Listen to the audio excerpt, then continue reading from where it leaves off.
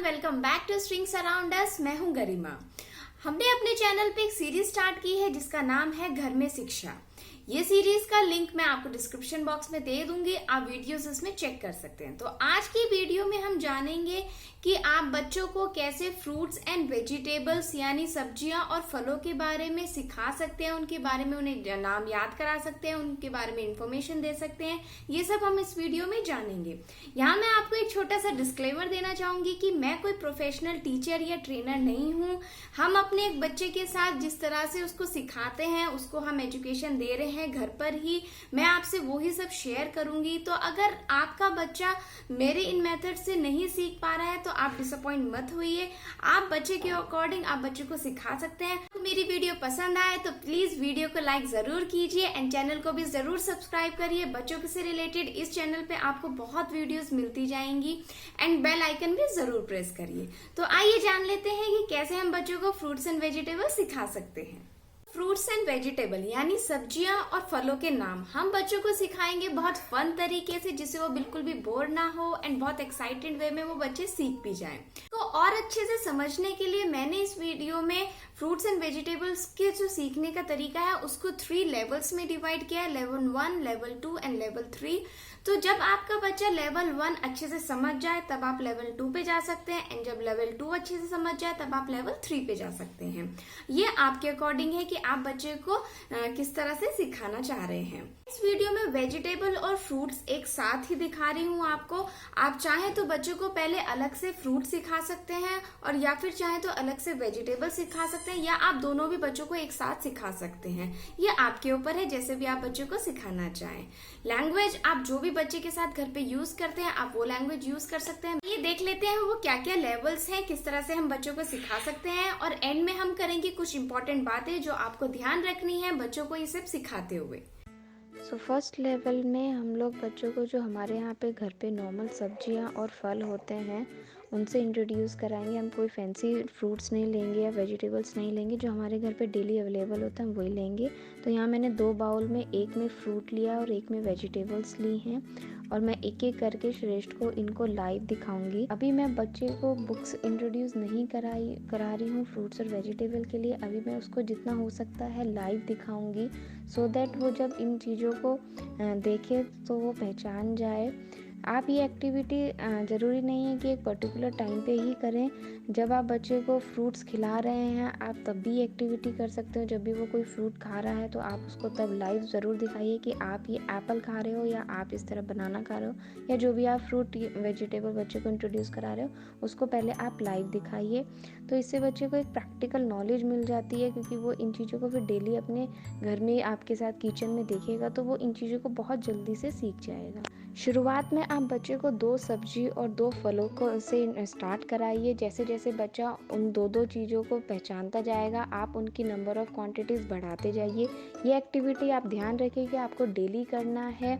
अब कभी भी कर सकते हैं, आप अपने किचन में हैं तब कर सकते हैं, या आप पर्टिकुलर एक जगह पे बिठा के बच्चे के साथ ये एक्टिविटी कर सकते हैं। तो इससे बच्चा बहुत जल्दी समझने लग जाएगा कि फ्रूट्स एंड वेजिटेबल्स के नाम क्या क्या हैं। सो आफ्टर लेवल 1 आता है लेवल 2। लेवल 2 में हम बच्चे को फ्रूट्स एंड वेजिटेबल इंट्रोड्यूस कराएंगे बुक्स में, या जो फ्रूट्स एंड वेजिटेबल्स के चार्ट पेपर आते हैं आप उसमें भी इंट्रोड्यूस करा सकते हैं। तो आप इसमें बच्चे को दिखाइए कि क्या क्या फ्रूट्स हैं और क्या क्या वेजिटेबल्स हैं, एंड कोशिश करिए कि अगर आप लाइव फ्रूट्स को लेके बैठें तो ज़्यादा बेटर होगा, सो दैट बच्चा थ्योरेटिकल और प्रैक्टिकल नॉलेज दोनों एक साथ ले पाए। एंड आप दे सकते हैं, जैसे मैं श्रेष्ठ से पूछ रही हूँ कि कहाँ एप्पल है, तो वो ऑलरेडी जानता है कि एप्पल क्या है, तो वो एप्पल की जगह पे एप्पल रख रहा है, बनाना की जगह पे बनाना रख रहा है, ऑरेंज की जगह पे ऑरेंज रख रहा है। अब मैंने उससे पूछा है कि कहाँ पे पोटैटो है, पोटैटो, तो वो मुझे पोटैटो ढूंढ के देगा और वो पोटैटो पे रखेगा। तो इससे क्या होगा, बच्चे को ये याद आ जाएगा कि जो वो बुक में देख रहा है, तो उसको ये याद आएगा कि अच्छा मैंने ये मम्मा ने मुझे पहले भी बताया था, दिखाया था, ये सब चीज़ें। तो बहुत अच्छे से इसको रिलेट कर पाएगा एंड अच्छे से उसका माइंड भी डेवलप हो पाएगा। अच्छे से उसके माइंड में एक मेमोरी बनती जाएगी कि क्या क्या फ्रूट्स हैं, इनके क्या क्या नाम है, क्या क्या वेजिटेबल्स हैं और उनके क्या क्या नाम है। और फिर जब आपको लगे कि बच्चा इसमें अच्छे से जान गया है फ्रूट्स एंड वेजिटेबल को, उसके बाद हम आते हैं लेवल 3 पे। और लेवल 3 पे हम लोग करेंगे बच्चे के साथ कुछ गेम के फॉर्म में हम बच्चे को सिखाएंगे, सो दैट बच्चा बिल्कुल भी बोर मत हो और उसके लिए ये सीखने की एक्टिविटी बहुत एक्साइटेड रहे। तो अभी स्टार्ट करते हैं लेवल 3। लेवल 3 में हम खेलेंगे बच्चों के साथ गेम। यहाँ मैंने अपने ही कुछ गेम्स बनाए हैं, मैं आपके साथ वो शेयर कर रही हूँ। आप चाहें तो बच्चे के लिए आप भी अपनी तरफ से कोई भी गेम बना सकते हैं, उनकी अपनी मर्ज़ी से नाम दे सकते हैं। सो मैं आपके साथ शेयर कर रही हूँ जो गेम मैं श्रेष्ठ के साथ खेलती हूँ। तो पहला गेम है keep it game. Keep it game में मैंने 2 बाउल्स ले लिए हैं एंड वेजिटेबल्स और फ्रूट्स को मिक्स कर दिया है। एंड अब मैं श्रेष्ठ से मैंने उसको पहले बताया कि एक बाउल में उसको फ्रूट्स रखने हैं और दूसरे बाउल में उसको वेजिटेबल रखनी है। तो अब मैं श्रेष्ठ से पूछ रही हूँ कि कहाँ पर टोमेटो है, तो टोमेटो उठा के वो एक बाउल में रखेगा। फिर मैं पूछूंगी कि बनाना, तो फिर वो बनाना उठाकर बनाना को दूसरा बाउल में रखेगा। इस तरह से बच्चे को फ्रूट्स और वेजिटेबल में डिफ्रेंशिएशन भी समझ आती है और वो बहुत फन वे में इसको खेलता भी है।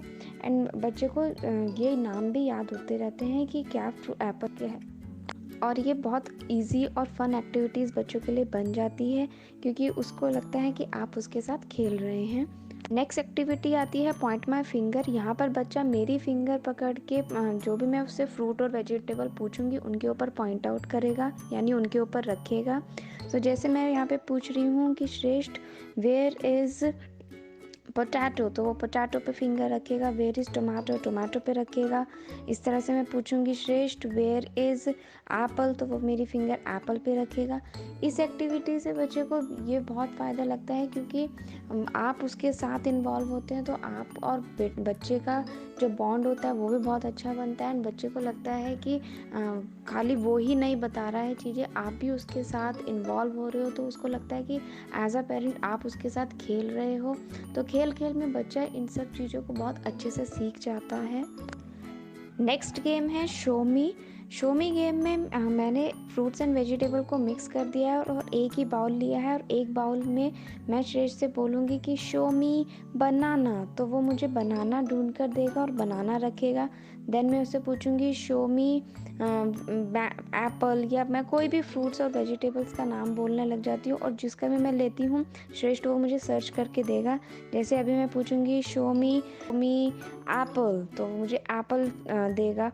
तो इस तरह से बच्चे की एक और एक्टिविटी हो जाती है जहाँ पे उसको ये लगता है कि मुझे सर्च करना है, मुझे ढूंढना है। तो उसका ये सब एक्टिविटीज़ उसका सिखाने में तो हेल्प करती ही है और खास साथ साथ उसके ब्रेन डेवलपमेंट में भी बहुत हेल्प करती है क्योंकि इसमें बच्चे को एक क्यूरियोसिटी बनी रहती है कि मुझे मम्मा को ढूंढ कर देना है जो भी मम्मा फ्रूट्स एंड वेजिटेबल्स का नाम ले रही है। आपने देखा बच्चा कितना ज्यादा इंजॉय करता है इन एक्टिविटीज को एंड वो काफी देर तक इन सब एक्टिविटीज में इन्वॉल्व रहता है। आपको ये सब सिखाते हुए एक बात का ध्यान रखना है कि आपको जब तक बच्चा एक लेवल को अच्छे से ना समझ जाए तब तक उस लेवल को डेली प्रैक्टिस में रखना है बच्चे की, और फिर ही लेवल 2 पे जाना है या फिर लेवल 3 पे जाना है। एंड आपको ये डेली आपको बच्चों के साथ ये प्रैक्टिस करनी चाहिए क्योंकि तभी बच्चा इसको समझ पाएगा, उसको याद रह पाएगा चीजें, एंड उसका जो एक मोमेंटम है सीखने का एंड जो उसका रूटीन है वो ना बिगड़े। इसलिए आपको बच्चों को डेली जरूर सिखाना चाहिए। एंड कोशिश करिए कि स्टार्टिंग में 2-2 सब्जी और फलों को लीजिए और फिर धीरे धीरे आप उसको आगे आगे और सब्जी और फल इंट्रोड्यूस करा सकते हैं। सो आई होप आपको मेरा ये एक्टिविटीज एंड ये मेथड अच्छा लगा हो। अगर अच्छा लगा है तो सब्सक्राइब करिए बिना नहीं जाइएगा। एंड अपना ख्याल रखिए, आप खुश रहिए, बच्चों को इस तरह से सिखाते रहिए एंड मुस्कुराते रहिए।